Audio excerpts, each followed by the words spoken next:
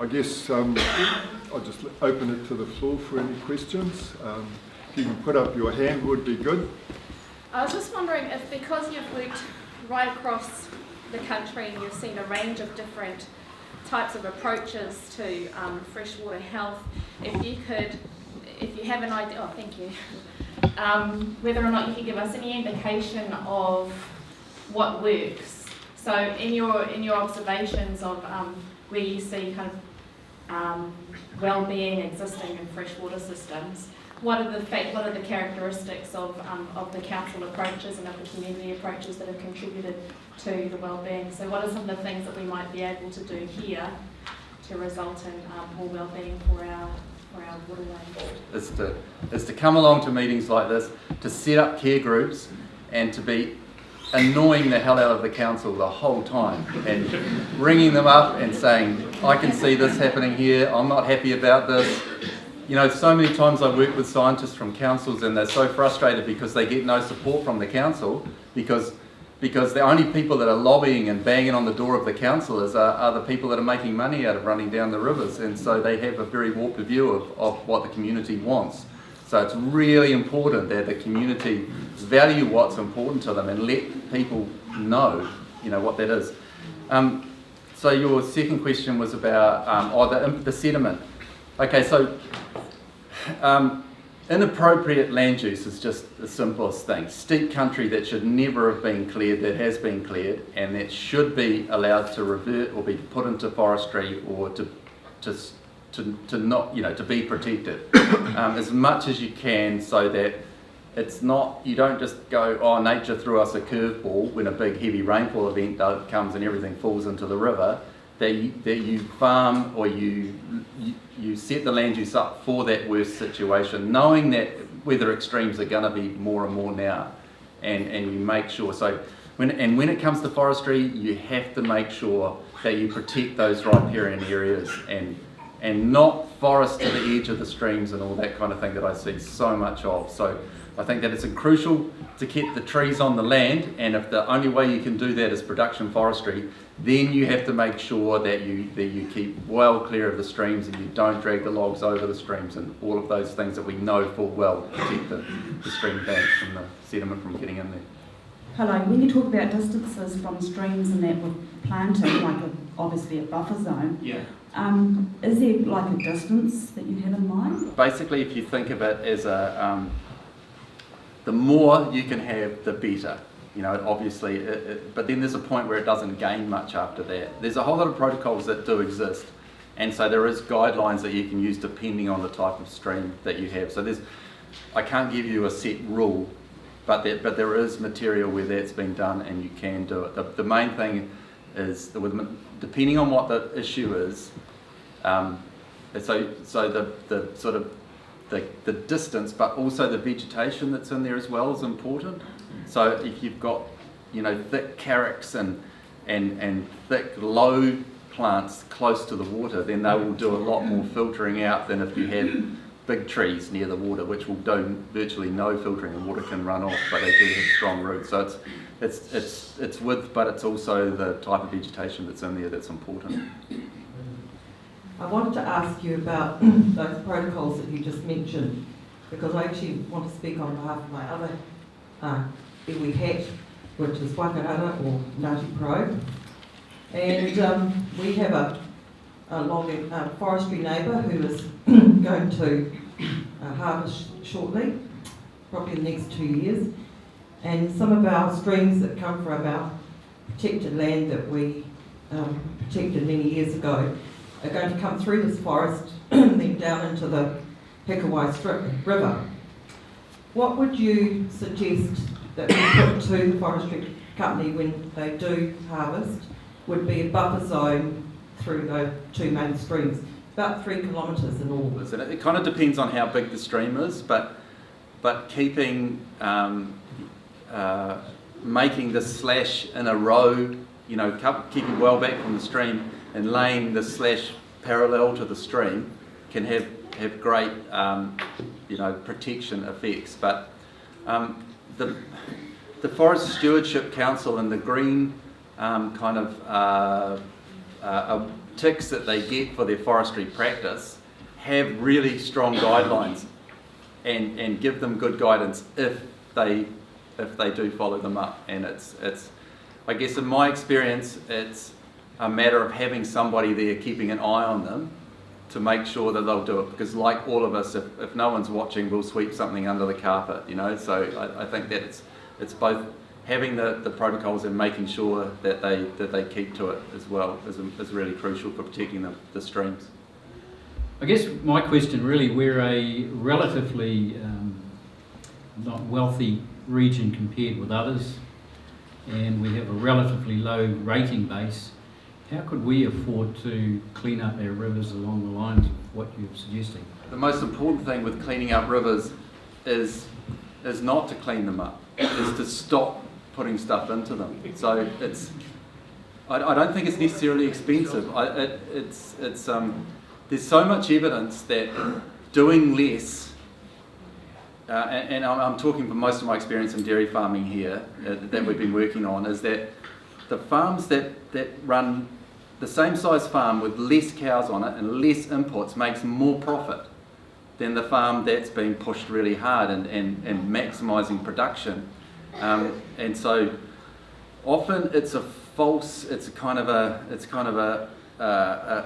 narrowness of just driving towards maximising production per hectare and not maximising production productivity, which is some kind of measure where you take into account the losses and the pressure that goes on. So to come back to what you're saying, I don't think it's about the community spending a whole lot of money to clean something up.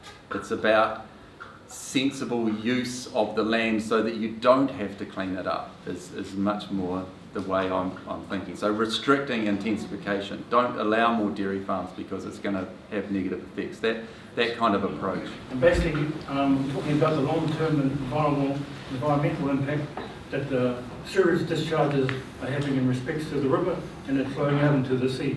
Now, from where I'm standing, 30 years ago, I left Gisborne here, but we used to, baffle mussels on the old William Petty Bridge and all those bridges that go down the Waimata River.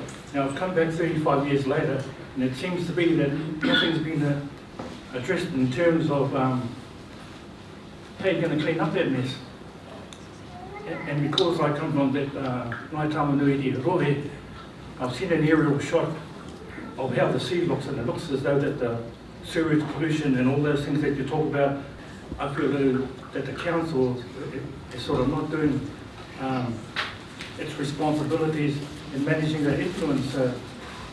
It's really important that we think harder about what we do with wastewater, that we have to think about the fact that it's nutrients that are causing the problems and pathogens, the bugs, and that they should be going on the land to grow. That's natural cycles cycle nutrients, and they go from us to plants to us to plants, and that's what we should be doing.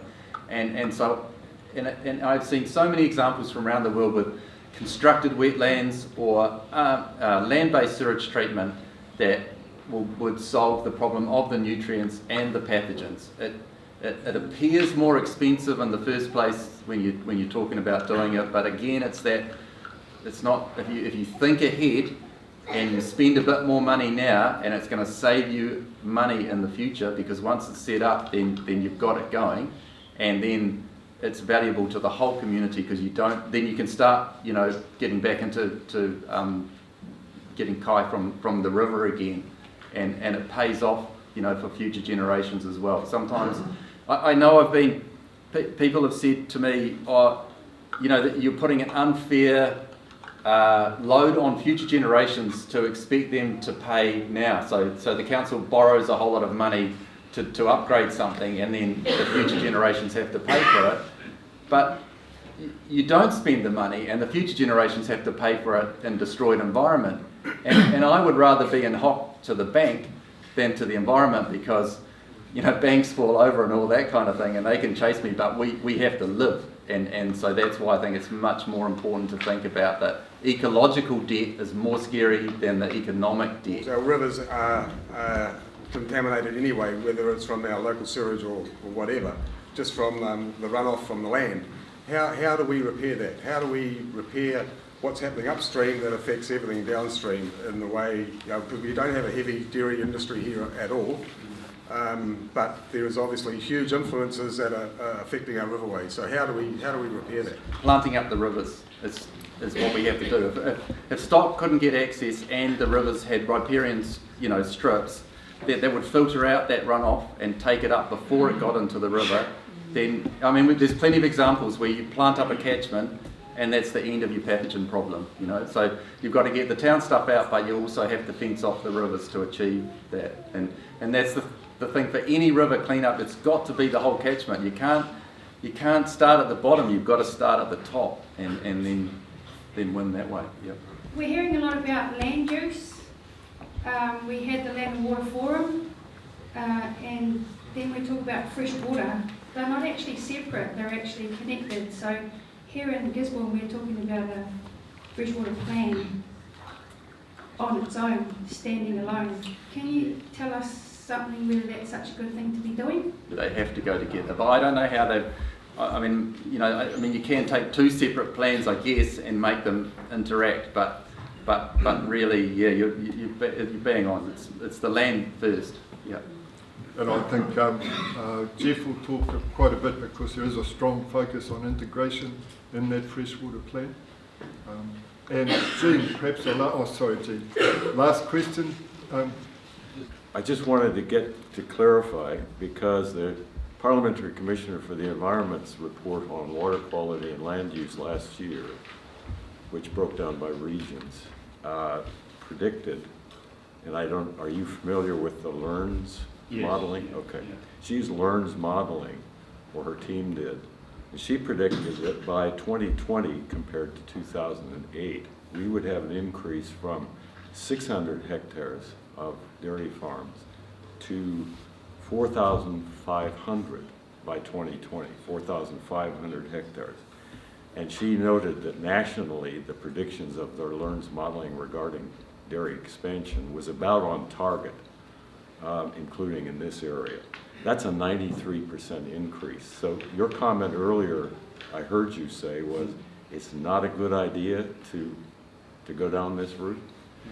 That intensification inevitably ends up in Jan Wright, modelled it so well that you can calculate for every one of those hectares how much nitrogen will be lost, even under best practice, and that will be a massive load that has to be borne by the river and the estuary and the environment, the nearshore environment. So that, that's I hope that if any of you didn't listen to it, if you can listen again online on National Radio on Morning Report at just after 9 o'clock this morning, there was a really good discussion around this, and it's because election issue is this freshwater issue, and I want to note here that Ministry for the Environment refused to turn up. So we had Ken Taylor from Local Government New Zealand, and he's also Canterbury Regional Council, and a couple of people that I work with around this issue of dairy farming and intensity and the impacts. And the really clear signal there was that, and what I've been saying as I go around the country, that farmers are making huge steps and spending huge amounts of money to mitigate loss of nitrogen from farming systems, but it's all swamped by expansion. So within a catchment, a river can absorb a certain amount of nutrient before it starts to go bad. And if you're doing a good job down here and then they expand dairy up there, then all it's done is just completely made your expense and your effort a waste of time, because and so this is the same kind of thing here. If you start trying to do good things for the river and then allow expansion of dairy, then everything that you've gained will be lost again. So that's why we need to put the brakes on right now on dairy intensification or expansion, and give the stuff we're doing a chance to even start to halt the declines. Remembering too, and I hate to see Dr. Joy, I've often been told I should be called Dr. Doom, but the name was really bad, but the lag times for nitrogen moving through water are somewhere, depending on where you are, between 2 and 100 years, and somewhere on average around 20 to 30 years. So a lot of the time what we're seeing now is what we did 30 years ago. And if you look at the expansion that's happened in that time, things are going to get a whole lot worse, even if we just put the brakes on now. So we have to keep that in mind as well.